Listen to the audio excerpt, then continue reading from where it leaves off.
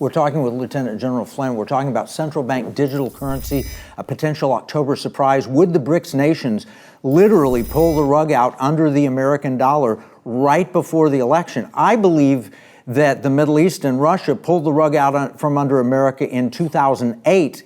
And then we've conducted economic warfare against Russia in the Ukraine battle and so forth. Would they do it again? Do you think that they could do it? Number one, they can do it. Number two, they will do it. The timing and how long they describe they want this thing to play out, whether it plays out over the course of a year, and then once it does, then we move into a completely different world. And I actually think that that's the end of the economic system that the U.S. has controlled since really since post-World War II, but definitely since about the early 1970s when we went to the U.S. dollar as the currency, right? Yeah. So Bretton Woods, off the gold Nixon, standard, right? Off the gold standard. One of the things that you talked about in the last segment at the very end, and this is for your audience. Although your audience, I suspect is like really smart. They listen to you because they're trying to learn something about economic conditions. But I can tell you, for the rest of America, people they glaze over when we go, we're $35 trillion debt, or 30, whatever it is, whatever the debt is today.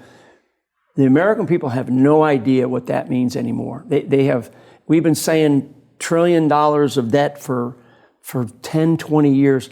The American people, it's like, well, okay, I got it. I gotta go mow my lawn. I gotta go buy some milk. I gotta make the eggs.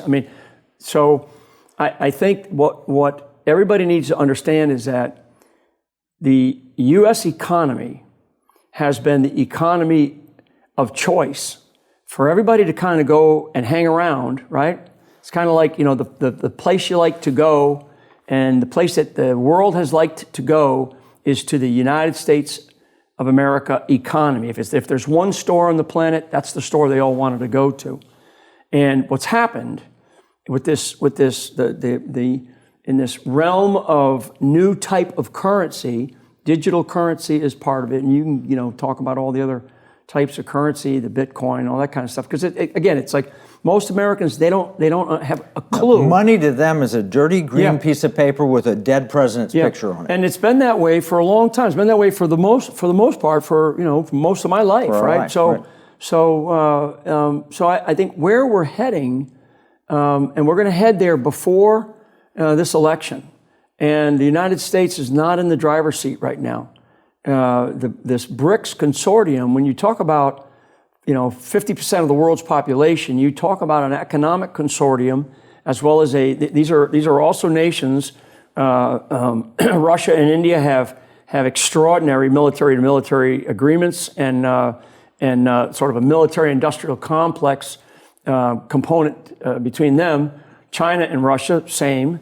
When you think about South Africa and the way South Africa has really morphed over the last 25 years, South Africa has gone from one type of system and one type of society to a completely different type of system and society. So now you throw in additional countries in the Muslim world, countries in the OPEC world, right? France is probably on the edge, and I think we're going to see France probably, do a little backroom sign off on the BRICS, only because of Macron, and Macron is a massive globalist. So the competition that we are heading into is I always say there is a spiritual component to the war that we are in, because this is good versus evil. And so for the audience, in the sort of the long arc of history, good always triumphs. It's just how much time it takes sometimes. It can take a long time. It can take 1,000 years, right?